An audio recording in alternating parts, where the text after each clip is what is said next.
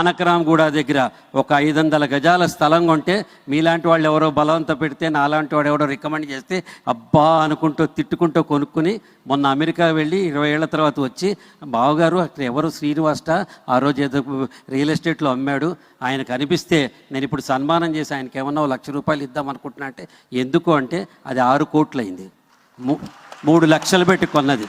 కట్టేసి మా కేటీఆర్ గారు కూడా అందులో భాగమే. వీళ్ళు చేసిన మంచి పనులు తెలంగాణని ఒక డెస్టినేషన్ ప్లేస్ 10 మంది డెస్టినేషన్ ప్లేస్గా చేశారు సార్.